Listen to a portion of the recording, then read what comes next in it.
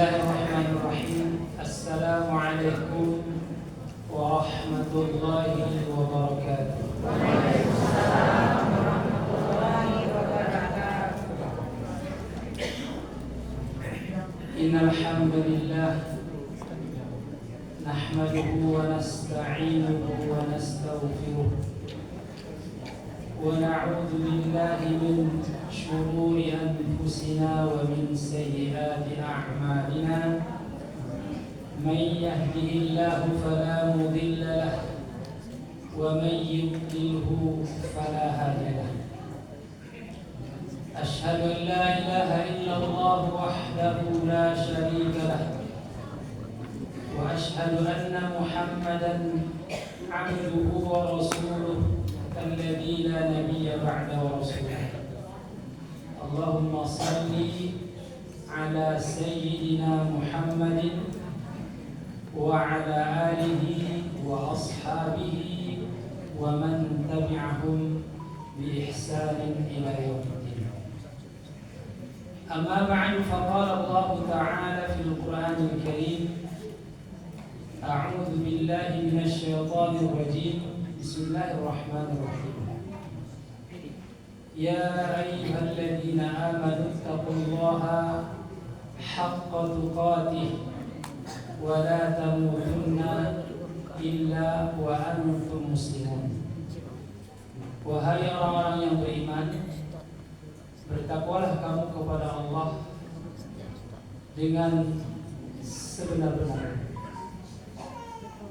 dan janganlah kamu mati melainkan dalam keadaan muslim atau berserah diri kepada Allah Subhanahu wa taala. Wa qala nabiyuna Muhammadin sallallahu alaihi wasallam, ittaqillaha haitsu ma kunta wa atbi'is sayyi'atal hasanata tamhuha wa khaliqin nas bi khuluqin hasan. Bertakwalah kepada Allah di mana saja kamu berada, dan iringilah perbuatan buruk itu dengan kebaikan-kebaikan, karena kebaikan itu dapat menghapus keburukan-keburukan. Dan bergaullah dengan manusia dengan pergaulan yang baik. Allahumma la sahla illa ma ja'altahu sahla wa anta taj'alul hazna idza syi'ta sahla. Rabbi shrah li sadri wa yassir li amri wahlul 'uqdatam min lisani yafqahu qawli. Rabbana zidna 'ilma warzuqna fahma wa 'amalan mutaqabbala. Bapak Ibu sidang jamaah rumah tahfiz Jamal Jawana yang dimuliakan oleh Allah Subhanahu wa taala. Kembali kita bersyukur kepada Allah Subhanahu wa taala atas limpahan rahmat yang Allah karuniakan kepada kita dengan banyak mengucapkan alhamdulillahirabbil alamin. Segala puji bagi Allah Rabb atau Tuhan semesta alam yang masih memberikan kepada kita kesehatan, kesempatan untuk bisa hadir di majlis yang mulia ini, majlis yang dicinta oleh Allah ini. Semoga kehadiran kita di sini, setiap langkah yang kita langkahkan dari rumah akan diberikan satu pahala dan dihapus satu dosa, serta ditinggikan satu derajat dari setiap langkah yang kita langkahkan. Amin ya rabbal alamin. Tapi karena ini dijemput pakai mobil, tidak ada pakai langkah banyak kan.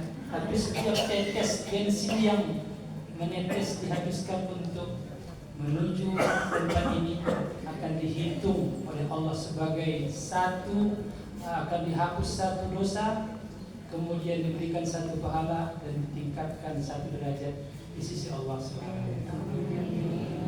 Makanya banyak kita mengucapkan alhamdulillahirabbil alamin. Kemudian tidak pernah bosan-bosan kita sampaikan salawat dan salam kepada baginda Rasulullah sallallahu alaihi wasallam. Allahumma salli ala Sayyidina Muhammad wa ala ali Sayyidina Muhammad. Kata Rasulullah SAW, man salla alayya wahidatan sallallahu alaihi ashran. Siapa yang bersalawat kepada aku satu kali, kata Nabi, maka Allah Subhanahu wa taala akan memberikan salawat kepada orang tersebut sebanyak 10 kali salawat sebagai balasan atas satu salawat yang diucapkan. Kata Imam An-Nawawi, salawat yang dibalas oleh Allah kepada orang yang bersalawat itu adalah bentuknya berbagai macam. Ada yang diberikan kesehatan kepadanya, diberikan kebahagiaan kepadanya, kasih sayang Allah turunkan kepadanya, banyak faidah dan keutamaan yang diberikan kepada kita dengan satu salawat. Itu kalau satu, bagaimana kalau dua, kalau tiga, bagaimana kalau kita lazimi setiap kali sholat, atau bagaimana kalau salawat itu kita ucapkan setiap ada waktu untuk mengucapkannya. Maka beruntunglah orang-orang yang bersalawat. InsyaAllah nanti di akhirat mereka akan mendapatkan syafaat, yaitu pertolongan dari Rasulullah SAW. Ketika itu tidak ada yang bisa diminta tolong. Kalau di dunia banyak kita tempat orang minta tolong, mungkin anak kita, mungkin saudara kita, atau mungkin orang-orang terdekat kita. Tapi nanti di akhirat mereka lari. Yauma yafirul mar'u min akhihi wa ummihi wa abihi wa sahibatihi wa banihi likulli imri'in minhum yawma idzin sya'nun. Pada hari itu semua akan lari. Ibu lari dari anaknya, ya, istri atau suami lari dari pasangannya. Semua lari. Mereka sibuk mengurusi urusannya yang begitu berat. Karena mengurus urusannya sendiri sudah sulit, apalagi mengurus orang lain. Maka ketika itu salawat yang kita ucapkan berguna masa itu. Ada pertolongan dari Rasulullah SAW. Bapak Ibu sidang jamaah yang dimuliakan oleh Allah Subhanahu wa taala. Perkenalkan, saya namanya Azam. Mengatakan Ustaz Azam. Azam dari Payakumbuh. Bahasanya pun ya beda dengan Bukit Tinggi. Sebenarnya saya juga kuliahnya di Bukit Tinggi. Lain mengerti ya.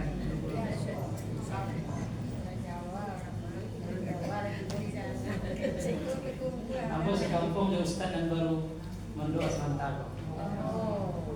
Marga. Gimana Ustaz? Siapa nama Ustaz? Hah? Sandi. Ustaz Sandi Marga Hasibuan. Terus saya Azam Siregar. Jadi tadi bahasanya bahasa kampung.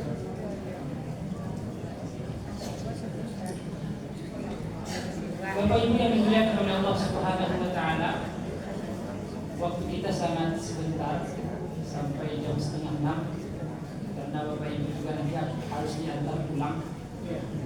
Jadi insyaallah 5:30 kita sudah selesai kajian. Bapak Ibu yang dimuliakan oleh Allah Subhanahu wa taala, adapun judul atau tema tausiah singkat kita di sore hari ini adalah sedikit amalan, tapi amalan ini bisa membuat kita masuk surga. Amalannya sedikit, tapi bisa membuat masuk surga. Memang itu yang kita inginkan. Sedikit saja kita sudah bisa masuk surga. Apalagi amalan itu banyak, itu lebih cepat masuk ke dalam surga Allah Subhanahu wa taala.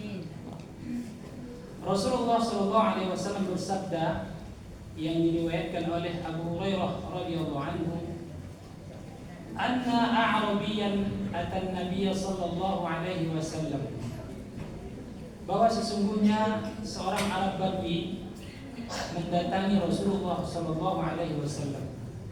Faqala, kemudian dia bertanya kepada Nabi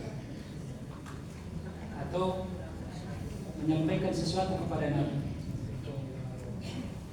Dullani ala amalin idza amiltuhu dakhaltul jannah. Wahai Rasulullah, tunjukkan kepadaku satu amalan yang apabila amalan itu aku amalkan, aku bisa masuk surga. Jadi tidak ada basa-basi, langsung to the point. Ketika bertemu Nabi, dia mengatakan, ya Rasulullah, tunjukkan kepadaku satu amalan yang apabila aku amalkan amalan itu, aku masuk surga. Qala Rasulullah sallallahu alaihi wasallam, Rasulullah menjawab, ta'budullaha la tusyriku bihi syai'a. Sembah Allah, jangan engkau sekutukan Dia dengan satu apapun, dengan sesuatu apapun. Wa tuqimus shalah al-maktubah, engkau dirikan salat 5 waktu yang telah diwajibkan kepadamu. Wa tu'addiyaz zakata al-mafruḍah, dan engkau bayarkan zakat yang telah diwajibkan kepadamu.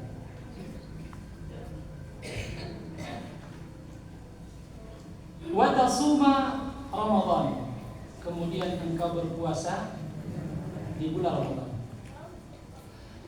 Kemudian qala, laki-laki itu mengatakan, walladzi nafsi biyadihi la azidu ala hada, demi jiwaku yang berada di tangannya, aku tidak akan menambah apa yang aku sampaikan ini.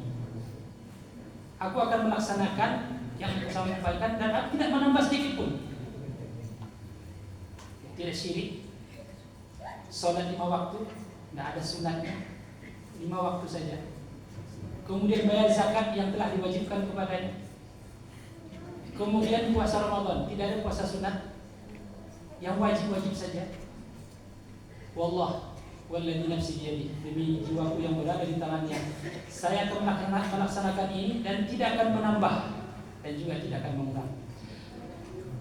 Falamma walla, ketika laki-laki itu berpaling dari hadapan Rasulullah SAW, qala Nabi, kemudian Nabi berkata kepada sahabat-sahabat yang ada di sekitar itu, beliau mengatakan, man sarrahu ay yanzura ila rajulin min ahli jannah falyanzur ila hadha.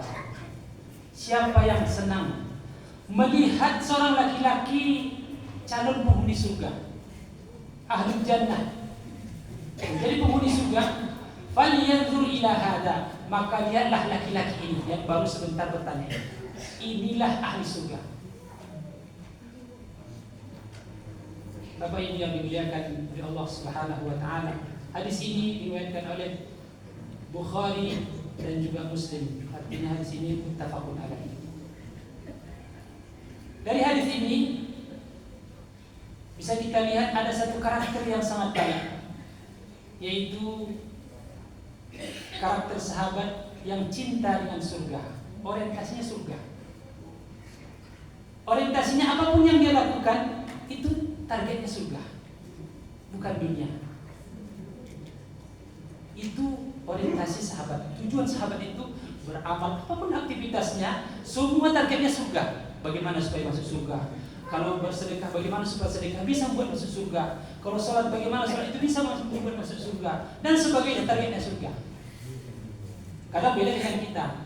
Kalau kita bertanya kepada Ustaz, apa amalan supaya badan kamu sehat? Ya kan? Oh, apa yang dibaca Ustaz? Atau ada apa amalan supaya bisa membuat rumah baru? Zikir Ustaz. Orientasinya apa itu? Dunia kan? Ampun taraga beli oto baru Ustaz. Apa amalan bacaannya Ustaz? Doanya Ustaz. Orientasinya masih dunia. Tapi sahabat itu orientasinya akhirat. Ini kita lihat sahabat ini Al-A'rab. Al-A'rab itu adalah orang Arab Badui, artinya orang Arab kampung, bukan orang kaya. Kerjanya adalah ya mungkin bertani, beternak, bukan orang kaya, orang biasa, tapi targetnya surga. Itulah yang harus kita diri bagi satu. Ya. Jadi apapun yang kita lakukan targetnya surga Allah Subhanahu wa taala. Kemudian yang kedua, dari hadis ini bahwa masuk surga itu tidak sulit kalau kita mau. Tapi kan kadang orang banyak tidak mau masuk surga.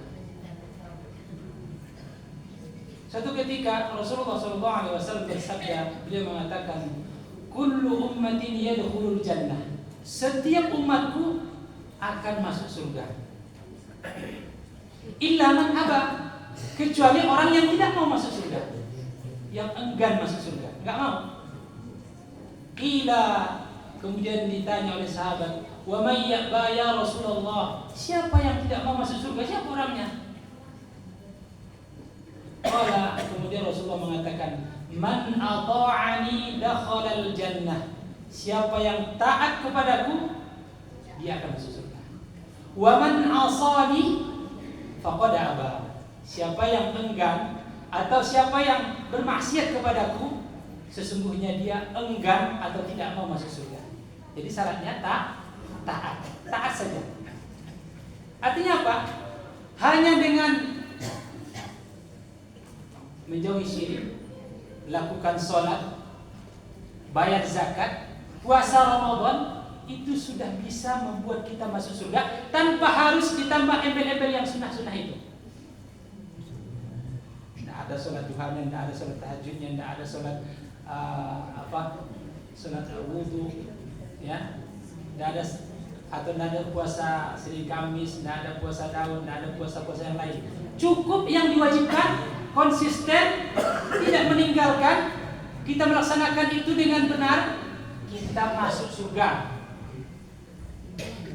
Kita akan masuk surga Allah Subhanahu wa taala. Bapak Ibu yang dimuliakan oleh Allah Subhanahu wa taala. Dari hadis ini maka empat amalan yang membuat kita masuk surga. Yang pertama, Tidak mempersekutukan. apa tadi yang pertama? Tidak memperserikatkan. Ta'budullah la tusyriku bihi syai'a. Sembah Allah, jangan engkau sekutukan dia dengan sesuatu apapun. Itu syarat mutlak yang pertama. Kenapa syirik ini diutamakan? Karena dosa yang paling besar adalah syirik. Induknya dosa syirik. Zina itu dosa besar. Mencuri itu dosa besar. Berdusta dosa besar. Dan banyak dosa besar yang lain, dan semua itu masih kalah ketika dibandingkan dengan syirik kepada Allah Subhanahu wa taala. Sebagaimana kata Luqmanul Hakim dalam surah Luqman, Allah katakan, "Inna syirka la zulmun azim." Sesungguhnya syirik atau mensekutukan Allah itu adalah dosa yang paling besar. Dosa yang paling besar. Dosa besar banyak. Durhaka kepada orang tua itu besar dosa. Tapi syirik lebih besar. Mencuri itu, berzina itu, selingkuh itu dosa besar. Tapi syirik itu lebih besar daripada itu semuanya. Kemudian ada pertanyaan dalam benak kita, kenapa syirik ini menjadi dosa besar? Kenapa? Dijawab oleh Rasulullah Sallallahu Alaihi Wasallam dari Ibnu Mas'ud radhiyallahu anhu, sa'altu Rasulullah Sallallahu Alaihi Wasallam, aku bertanya kepada Rasulullah Sallallahu Alaihi Wasallam, ayyu dzambin a'zam ya Rasulullah, apa dosa yang paling besar?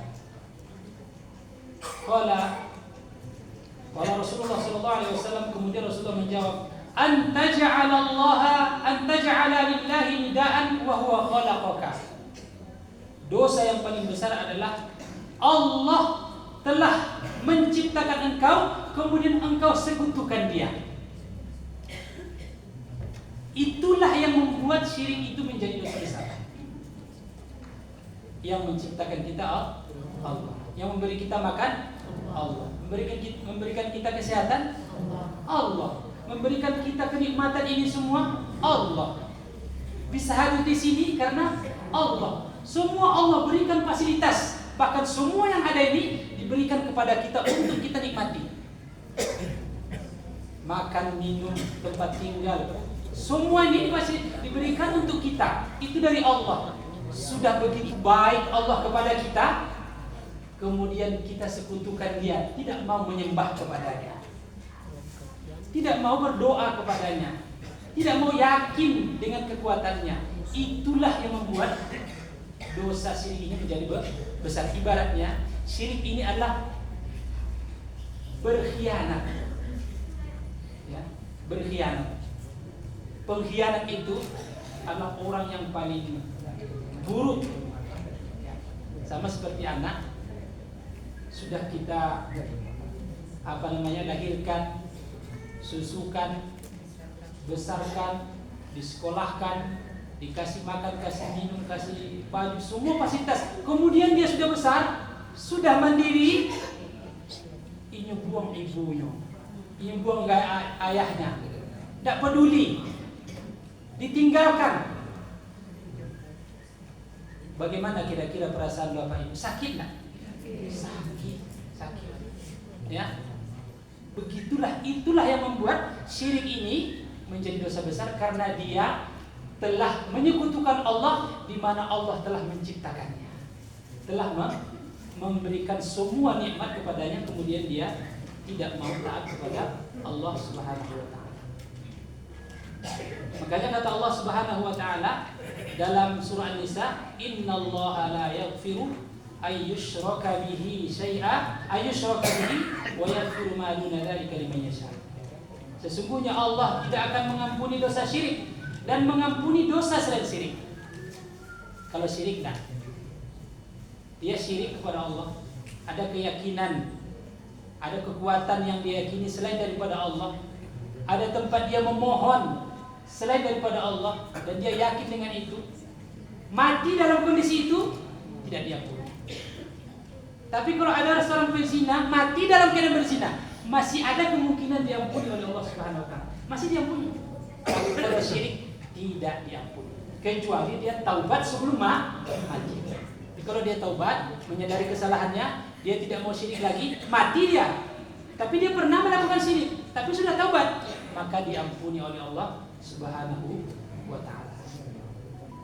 Bapak Ibu yang dimuliakan oleh Allah Subhanahu wa ta'ala, maka kata Rasulullah sallallahu alaihi wasallam, "Man mata la yusyrik billahi syai'a, dakhala al-jannah." Siapa yang mati dalam keadaan tidak mensekutukan Allah sedikit pun, maka dia akan masuk surga. Wa man mata, dan siapa yang meninggal dunia yusyrika billahi syai'a, dakhala an-nar, kemudian dia menyekutukan Allah Subhanahu wa ta'ala, kemudian dia akan masuk neraka. Ngeri. Ini harus kita jauhi. Jangan sampai ada dalam hati kita, ya, kita menduakan Allah Subhanahu wa taala. Dan syirik ini, menjauhi syirik ini atau bertauhid, menjauhi syirik ini sangat mudah sebenarnya. Cukup kita hayati, kita pahami tentang ayat dalam surah Al-Fatihah, yaitu Iyyaka na'budu wa iyyaka nasta'in. Itu saja diyakini. Apa artinya? Iyyaka na'budu, hanya kepadamu lah kami menyembah. Wa iyyaka nasta'in, dan hanya kepadamu kami minta tolong. Kalau kita menyembah, beribadah, sholat, bersedekah, berkurban, apapun aktivitas kita, itu lillahi ta'ala, karena Allah, karena mengharapkan pahala dari Allah, bukan dari manusia. Kemudian kalau kita mohon, wa iyyaka nasta'in, mohon kepada Allah Subhanahu wa taala, hanya kepada Allah. Sekecil apapun kita minta kepada Allah. Walaupun mungkin terompah kita yang putus, minta kepada ya Allah, terompah putus. Hanya sekecil itu. Atau mungkinlah garam terlalu sambal terlalu asin, ya Allah ada asin pada lupa, maafkan aku ya Allah. Sekecil apapun minta kepada Allah, Allah senang. Beda dengan manusia. Kalau manusia, Kalau kita sering minta, mereka tidak senang melihat kita. Kalau sekali mungkin senang, 2 kali agak berubah, 3 kali, 4 kali makin tidak suka dengan kita. Beda dengan Allah. Allah sekali kita minta, Allah biasa-biasa saja. Tapi kalau sering, pagi kita minta, siang kita minta, malam kita minta, waktu sahur kita minta, Allah tambah senang. Begitulah Allah Subhanahu wa taala. Maka iyyaka na'budu wa iyyaka nasta'in. Sembah Allah dan minta kepada Allah. Kalau kita konsisten istiqamah di prinsip iyyaka na'budu wa iyyaka nasta'in, maka kita terbebas dari syirik dan kita sudah bertauhid, dan syarat yang pertama kita sudah penuhi dan kita akan masuk surga Allah Subhanahu wa taala. Begitu juga karena syirik ini adalah dosa besar, ini juga mengundang musibah. Ya, kita tidak memvonis ya musibah yang datang karena masyarakatnya itu syirik sedang. Tapi memang realitanya seperti itu. Nabi Nuh alaihissalam ketika banjir bandang datang, itu perilaku dari kaum Nabi Nuh itu syirik. Mereka buat patung, yang patung itu orang-orang soleh, dahulunya orang soleh, kemudian orang soleh ini meninggal dunia, kemudian untuk mengingatnya mereka buat patung. Awalnya untuk mengingatkan, mendekatkan diri kepada Allah. Tapi setelah meninggal generasi itu, generasi berikutnya datang, mereka sembah patung itu. Datang Nabi Nuh, katakan jangan sembah, itu patung. Dia tidak bisa memberikan mudarat, tidak bisa mendatangkan manfaat. Yang memberikan manfaat itu Allah, yang mendatangkan mudarat itu Allah. Maka sembahlah Allah, minta kepada Allah. Mereka tidak mau. 950 tahun Nabi Nuh berdakwah untuk menghilangkan kesyirikan di kaumnya, dan mereka tidak mau. Apa yang terjadi? Akhirnya datang air dari tanah, datang air dari langit, sampai banjir 6 bulan lamanya. Mati semuanya. Dan kita ini termasuk umat yang selamat di kapal Nabi Nuh. Kita keturunan. Itu karena mensyukurkan Allah Subhanahu wa taala. Maka kata Ali bin Abi Thalib, "Ma nazala al-bala illa bi dhanbin wa la rafa'a bala illa bi taubatin." Tidaklah musibah itu turun atau datang melainkan karena dosa. Oleh karena itu tidaklah musibah itu hilang terangkat melainkan dengan taubat. Dosa yang paling besar syirik. Walaupun dosa yang lain juga akan mendatangkan musibah, zina, perselingkuhan, mengurangi timbangan, itu mendatangkan musibah. Tapi induk dari dosa yang akan mendatangkan musibah lebih cepat adalah syirik kepada Allah Subhanahu wa taala. Kalau ingin selamat, jauhi syirik. Akan dijaga kampung ini oleh Allah Subhanahu wa ta'ala. Amin ya rabbal. Itu baru syirik ya. Kemudian yang kedua, apa kata Rasulullah ya? Syarat masuk surga, wa tuqimus salata al-mafruḍah. Dirikan salat yang diwajibkan. Yang diwajibkan berapa? Ya, 5 waktu. Subuh, zuhur, asar, maghrib, isya. Hanya 5 waktu ini. Dan kalau kita lakukan sholat mungkin tidak lebih dari 15 menit ya, mulai dari wudu, kemudian sholat, zikir, 15 menit itu sudah bisa menyelamatkan kita ya. Pagi 15 menit, siang, sore, maghrib dan juga isya sebelum tidur ya. Hanya itu yang Allah minta kepada kita, maka itu sudah bisa menyelamatkan kita. Dan sholat itu jangan dijadikan sebagai beban, tapi sholat itu dapat meringankan beban. Sholat jangan dijadikan beban hidup, tapi jadikanlah sholat sebagai memperingan beban hidup. Kata Allah dalam surah Al-Baqarah, "Wasta'inu bis-sabri was-shalah." Minta tolonglah kepada Allah dengan sabar dan salat. Salat itu membantu kita. Meringankan beban kita. Kalau beban hidup kita banyak, masalah kita banyak, masalah diri kita mungkin, masalah anak kita, suami kita, tetangga kita, atau teman-teman kita ada masalah, jangan adukan kepada yang lain. Adukan kepada Allah melalui salat. Begitulah Nabi contohkan kepada kita. Ketika Nabi melakukan perjalanan yang sangat panjang dengan para sahabat, kemudian perjalanan itu melelahkan karena perjalanan perang. Ya, Nabi itu melakukan safar itu perang. Kemudian di tengah perjalanan mereka letih, capek, istirahat. Apa kata Rasulullah kepada muadzin beliau Bilal bin Rabah? Ya Bilal, arihna bis shalah. Wahai Bilal, istirahatkanlah kami dengan salat. Istirahat Nabi itu salat. Jadi kalau ada di antara kita mendengarkan azan, lah azan dulu ya. Baru sebentar ini azan, udah azan lagi.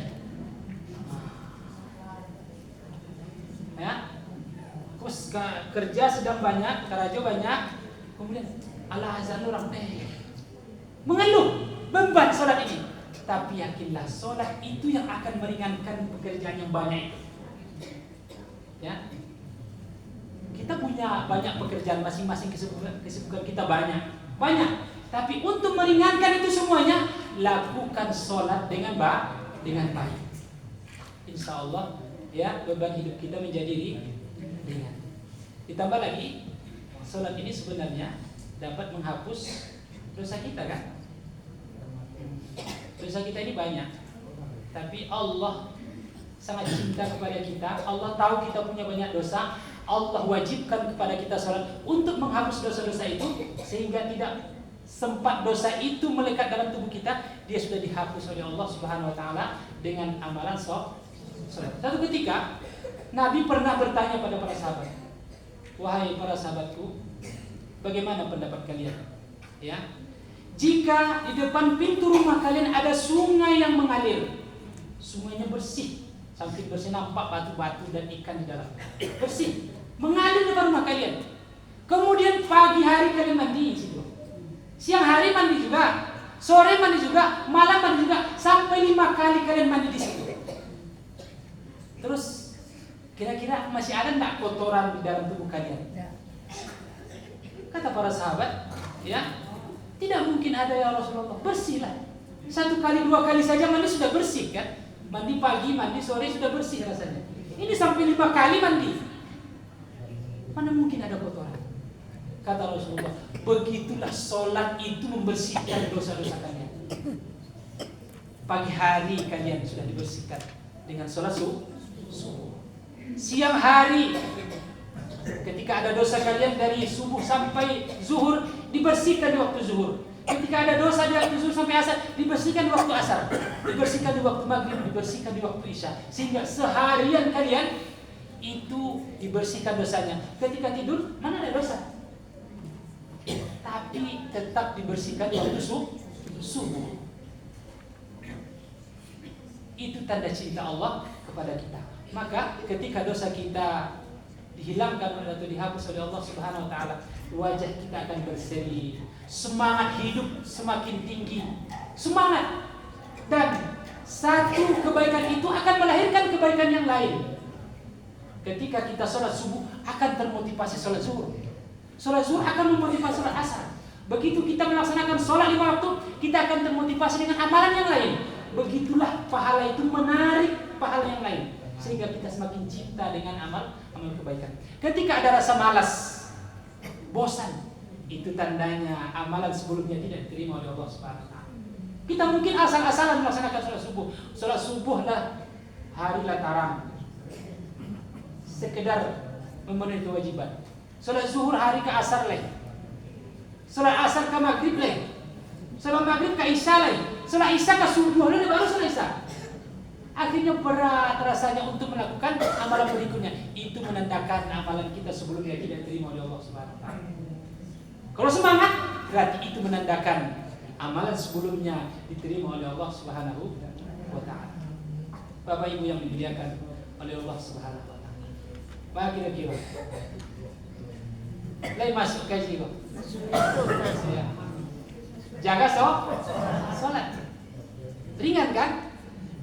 Sholat menghapus dosa kita, sholat meringankan beban hidup kita, dan hanya sebentar kita laksanakan, tapi sudah membuat kita bahagia di dunia, dijanjikan surga untuk kita di akhirat.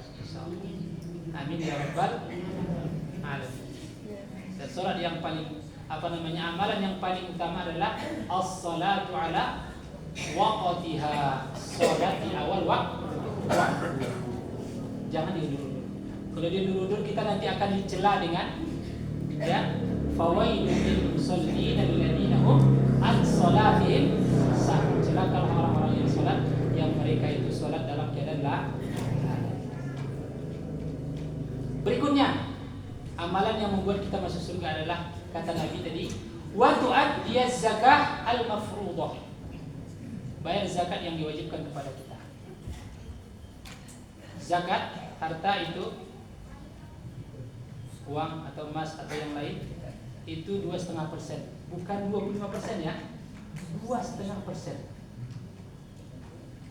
Ibaratnya ibu punya uang 10 juta, maka zakatnya yang ibu keluarkan 250.000 dari 10 juta, 250.000 saja. Yang 250.000 ini kan kalau dibandingkan 10 juta itu kan ringan ya, 250.000.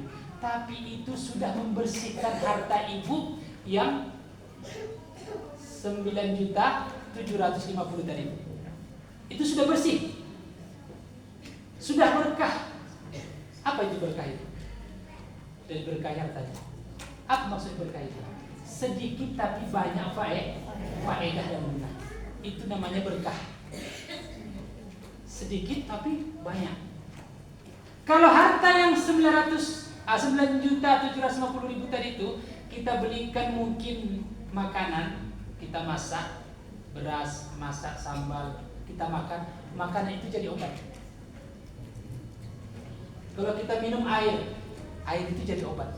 Sehat badan kita karena kita makan dari harta yang bersih, halal dan berkah karena zakatnya sudah dikeluarkan. Tapi ketika tidak dikeluarkan yang 250 tadi itu, dia akan mengotori yang 9.750 tadi itu. 250 itu dikotori karena ada harta fakir miskin di situ, ada harta orang lain di situ 250.000, diaduknya di situ. Ya, akhirnya kalau kita beli makanan itu menjadikan kita penyakit diabetes, penyakit mah, apa lagi? Kolesterol, banyak penyakit. Bukan ini saya tidak menuju yang merasa penyakit kolesterol ini makan uang yang tidak dizakat, bukan. Ini mungkin evaluasi bagi diri kita masing-masing. Coba kita evaluasi. 250.000 dan 10 juta itu sudah membersihkan harta kita dan diberkahi oleh Allah Subhanahu wa taala. Sebagaimana kata Allah dalam surah At-Taubah, "Khudh min amwalihim shadaqatan tutahhiruhum wa tuzakkihim biha." Kata Allah, ambillah zakat dari sebagian harta mereka. Dengan zakat itu kamu membersihkan dan mensucikan mereka. Bersih, hati kita bersih, harta kita juga bersih. Suci harta kita, suci juga diri kita. Dengan zakat yang kita keluarkan 250.000 tadi itu. Di samping itu juga dengan zakat itu kan sedekah juga kan, zakat sedekah itu akan membuat kita sehat. Harta yang ada dikembangkan oleh Allah Subhanahu wa taala, tambah. Kemudian diri kita semakin sehat, keluarga kita semakin akur, anak-anak kita semakin soleh atau soleha dengan zakat atau sedekah. Karena kata Rasulullah SAW, Inna sadaqata sirri tukhfi'u ghadab Rabbi. Sesungguhnya sedekah yang tersembunyi dapat meredam murka Allah Subhanahu wa taala. Murka itu mau datang, musibah itu mau datang, mungkin galodo itu mau datang. Tapi karena di kampung itu banyak orang bersedekah, banyak orang mengeluarkan zakat, akhirnya bala itu kembali dan berani dia menurunkan bala di tempat itu. atas sedekah atau zakat yang dikeluarkan oleh orang kampung itu. Mudah-mudahan tidak terlalu panjang kalau saya berkisah satu kisah. Seorang ibu yang memiliki penyakit kanker. Ini kejadian di negeri Arab. Kemudian dia periksa ke dokter, memang positif dia kanker. Ya, kalau tidak salah ketika itu kanker payudara perempuan. Dan ibu itu sudah tua. Dan dia orang kaya. Dan dia sudah intens berobat ke dokter, konsultasi dan sebagainya, sudah banyaklah pengobatan, tapi perkembangannya tidak signifikan atau biasa-biasa saja, bertahan begitu, tidak bertambah, tidak berkurang, tapi sangat meresahkan dan tetap sakit. Kemudian dia menerima seorang TKW dari Indonesia, ya, perempuan, untuk membantu di rumahnya, membersihkan rumahnya, masak dan sebagainya. Kemudian dia terima, tapi ada satu keanehan dari TKW ini. Keanehannya adalah ketika dia masuk kamar mandi, lama di kamar mandi. Kadang bisa setengah jam di kamar mandi. 1 kali 2 kali dia biarkan, tapi ketika berulang dia mulai curiga, ada apa kok lama sekali di kamar mandi? Masalah apa ini? Kemudian ketika keluar dia tanya, wahai ibu, kenapa ibu ketika masuk kamar mandi kok lama? Kemudian dia katakan, maaf Tuan, gitu kan, maaf itu saya ada masalah. Masalah apa? Kalau boleh saya mau ceritakan. Ya silakan ceritakan. Saya sudah lama menginginkan kerja di Arab ini, tapi belum dapat. Kemudian lama terus saya tunggu dan saya melahirkan, mengandung dan melahirkan. Baru anak saya 1 bulan panggilan itu datang. Sayang kalau tidak diambil. Makanya saya ke sini, saya tinggalkan anak saya di kampung dengan ayahnya, ya, dengan neneknya di kampung. Saya datang ke sini untuk bekerja. Mudah-mudahan hasil dari sini bisa menghidupi anak saya di kampung. Terus kenapa lama di kamar mandi? Nah, ketika saya di kamar mandi, maaf, susu saya membengkak, payudara saya membengkak, harus diperas dulu karena sakit, kata beliau. Itulah yang membuat saya lama di kamar mandi. Kemudian mendengar cerita dari pembantunya, dia merasa terenyuh dan sedih sebegitunya, ya, untuk mencari uang dari negeri yang sangat jauh. Rela dia meninggalkan anak, suaminya, keluarganya di kampung, padahal gajinya tidak seberapa di sini dibandingkan gaji dia, dibandingkan kekayaan. Kemudian ibu itu pun menangis mendengarkan cerita dari TKW ini, dan dia mengatakan, wahai ibu, saksikanlah, Allah menjadi saksi dan ibu menjadi saksi bahwa sekaranglah pulanglah ibu, pulang ibu ke kampung, dan ibu tetap saya gaji seperti ibu bekerja di sini, tidak saya kurangi sedikit pun. Susukanlah anak ibu yang ada di kampung sampai dia besar, sampai bisa disapihkan, sampai bisa ditinggalkan, dan gaji ibu tetap saya bayar dari sini. Dan ketika ibu nanti masih mau bekerja di sini, datanglah ke sini dan saya terima. Kemudian, ya, dengan hati yang sangat senang dan bahagia, ibu ini pun, TKW ini pun mengiyakan, dan hari itu tiketnya dibeli dan pulang ke Indonesia. Dan ibu tadi mencari TKW yang lain, yang tidak seperti ibu ini. Kemudian ibu tadi pulang ke kampung, kemudian mengurusi anaknya, gaji dapat terus dari Arab, penuh, tidak dikurangi, walaupun tidak bekerja. Dia hanya menyusukan anaknya di kampung, bertemu dengan suami dan keluarganya di kampung, gaji tetap dari Arab Saudi. Ibu ini yang menggaji, yang memberikan gaji. Kemudian hari berganti, pekan, bulan, ibu ini rutin, ya, cek perkembangan penyakitnya, tapi ada perubahan. Setelah sekitar 6 bulanan dicek oleh dokter, dan hasilnya bersih, tidak ada kanker di situ. Sampai dokternya pun kaget, dokternya pun heran, ibu berobat kemana? Enggak ada, dok, saya hanya dokter Jadi apa konsultan saya? Tidak ada yang lain. Bapak ibu makan herbal atau obat yang tidak ada. Kemudian dia sesuatu ternyata ya ketika dia cerita kepada yang lain, kepada ustadz yang lain, ya orang-orang yang berilmu mengatakan bahwa penyebab ibu disebutkan oleh Allah Subhanahu Wa Taala karena ibu telah bersedekah kepada pembantu ibu yang dari Indonesia. Bapak ibu yang dimuliakan oleh Allah Subhanahu Wa Taala, kalau bapak ibu ingin sehat banyak sedekah. Ya, kalau latar asal lutut dah banyak sakit, ya, paru dah mulai kembung-kembung, kepala dah paling banyak sedekah. Jangan disimpan-simpan pikir itu lain. Kalau ibu sehat, bapak sehat, banyak sedekah. Karena sedekah itu akan menolak bala, menghilangkan penyakit. Beruntunglah orang yang bersedekah, termasuk juga mengeluarkan zakat tadi itu. Jangan simpan-simpan. Bapak ibu yang dimuliakan oleh Allah Subhanahu Wa Taala. Kemudian yang terakhir adalah yang terakhir yaitu wa tasumu Ramadan. Puasa Ramadan. Allah berikan kepada kita 11 bulan untuk bebas makan dan minum. Silahkan. Allah minta satu bulan saja, yaitu bulan puasa untuk menahan makan dan minum dalam rangka berpuasa. Satu saja.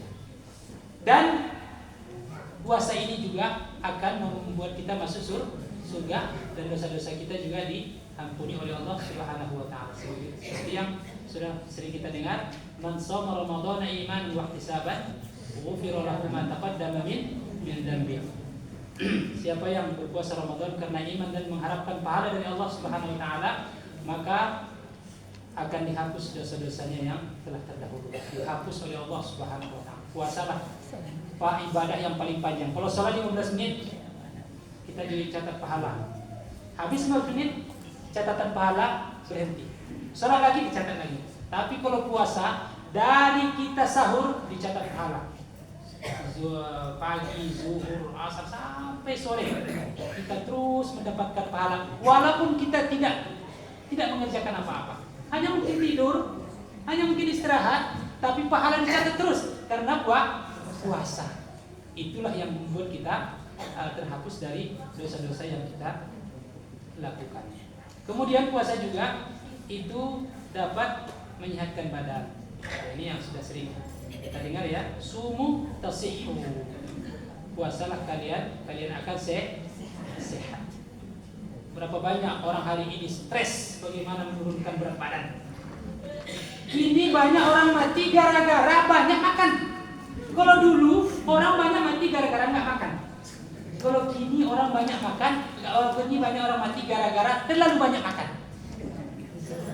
Banyak makan, badan semakin besar, penyakit makin banyak. Maka solusinya bukan makan pil diet, bukan makan ini makan itu, bukan, cukup puasa saja. Ini sudah merupakan anjuran dari dokter, siapapun dokternya pasti mengatakan bahwa puasa itu menyehatkan. Kalau mau kurus, ibu atau bapak banyak puasa, sehat, ya, sehat. Walaupun tidak kurus tapi sehat. Kalau puasa, kenapa? Karena ketika puasa, kata para dokter, maka lemak-lemak itu akan dimakan oleh tubuh kita. Ini kan banyak lemak-lemak yang gemuk-gemuk itu lemaknya banyak kan? Ketika kita tidak makan, itu dimakan oleh tubuh kita yang lemak-lemak itu, sehingga lemak-lemak itu tidak ada. Itulah yang membuat penyakit itu. Ketika kita puasa, maka gula kita akan turun bagi yang punya gula, karena dimakan oleh rasa lapar itu. Ibarat kalau para dokter ya herbalis ya, orang-orang kesehatan yang herbal, beliau mengatakan bahwa puasa itu atau lapar itu seperti singa yang menerkam mangsanya. Jadi ketika lapar, dia makan kotoran-kotoran yang ada dalam tubuh kita, di penyakit-penyakit itu dia makan semuanya. Lemak-lemak, kotoran-kotoran darah, kotoran ini dimakan oleh rasa lapar itu. Itulah yang membuat kita sehat. Artinya apa? Puasa itu menyehatkan. Beruntung orang kalau puasa. Lapar Ustaz, sabar kita. Tidak akan mati puasa itu. Tidak mungkin kita mati gara-gara puasa, tidak mungkin. Sebentar, pasti mungkin yang paling mungkin susah jam 10 sampai jam 11. Kalau sudah jam 12 itu sudah enjoy saja. Mungkin tidak terasa. Atau mungkin kalau bulan Ramadan 15 hari saja kita merasa susah. Setelah itu sudah seperti biasa. Kalau ibu bapak rajin puasa, insya Allah badan sehat, piti saku atau uang saku semakin banyak. Karena kurang makan. Kan makan, kok yang banyak pokoknya kan. Senin Kamis puasa, ayam ungkit puasa, ya kan? Yang kuat bisa puasa Daud, bisa puasa Asyura, ya puasa Arafah. Di samping kita dapat pahala banyak dari puasa-puasa itu, badan sehat, piti banyak. Karena kita cari-cari kan. Maka kalau ingin sehat puasa, sudahlah sehat masuk surga lagi. Inilah kebahagiaan yang Allah dan Rasulullah berikan kepada kita. Lakukan pada hari ini, dunia kita bahagia, akhirat masuk surga. Mana lagi kebahagiaan yang lain? Dunia ini bahagia, di akhirat masuk surga. Tidak ada kebahagiaan selain dari itu. Bapak Ibu yang dimuliakan oleh Allah Subhanahu wa taala. Mungkin itulah ya yang dapat kita sampaikan di sore ini. Dan kesimpulannya adalah apa yang pertama tadi? Tidak sulit diingat ya. Yang pertama, amalan yang sederhana memasukkan kita ke dalam surga. Yang pertama, tidak syirik, sembah Allah, kemudian tidak syirik. Yang kedua, lakukan sholat 5 waktu. 5 waktu saja itu sudah membuat kita masuk surga. Apalagi ada sholat sunat yang lain, itu mempercepat kita masuk surga. Ada sholat sunat yang lain, rawatib lah namanya, sholat wudhu namanya, duha, tahajud, itu mempercepat kita. Kemudian apa lagi yang ketiga? Bayar zakat, keluarkan zakat dari harta yang kita miliki, akan membuat kita bersih, harta kita juga bersih dan menjadi berkah dalam kehidupan kita. Kemudian yang terakhir, puasa dapat menghapus dosa-dosa kita dan juga dapat menyehatkan badan kita. Bapak Ibu yang dimuliakan oleh Allah Subhanahu wa taala, semoga apa yang disampaikan ini bermanfaat untuk kita semuanya. Maka kita cukupkan Bapak Ibu ya. Nah, kita ada tanya ya yang ikut dulu.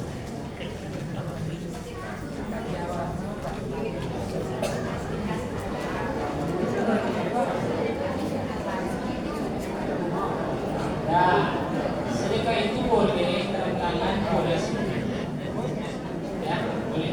Tidak ada kecuali kita sedekah ingin tampil, ingin ria, supaya kita dikatakan jadi orang kaya, orang terkenal. Kalau tidak ada niat ria, maka sedekah itu boleh terang-terang. Saya bersedekah 1 Al-Quran, saya bersedekah 1 sajadah, boleh. Semoga nanti memancing atau motivasi yang lain yang bersedekah. Si Agung saja penghasilannya sedikit, yang kondisi mereka bisa bersedekah. Aku banyak dari itu. Mudah-mudahan menjadi ya. Tidak ada hilang kecuali niatnya tidak baru hilang. Masih ada cukup? Ya.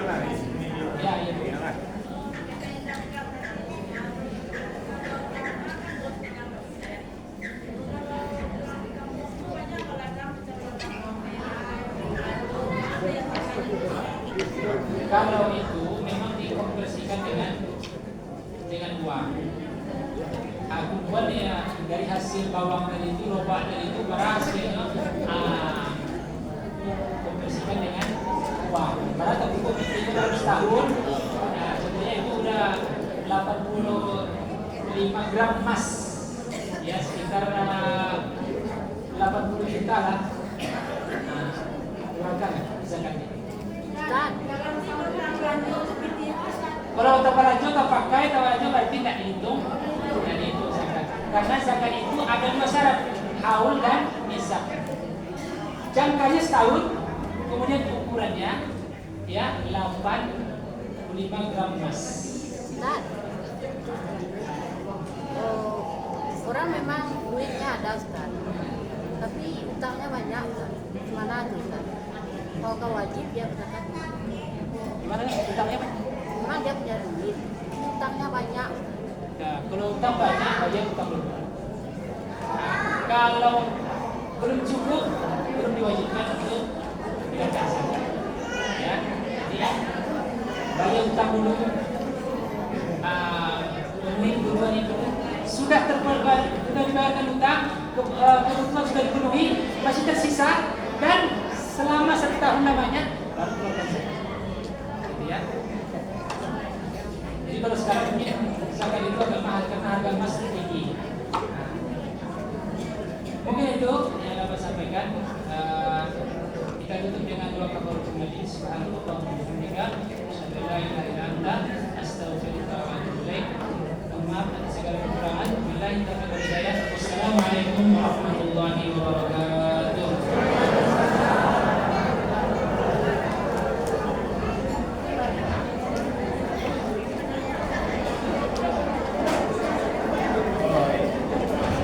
Assalamualaikum warahmatullahi wabarakatuh.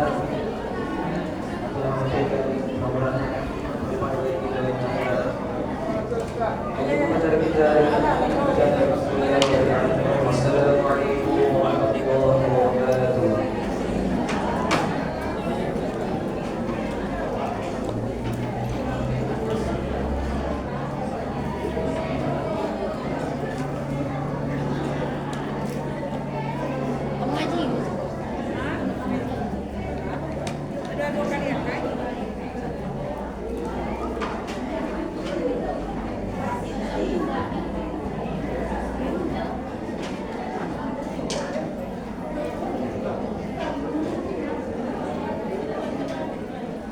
Sekarang Pak ya.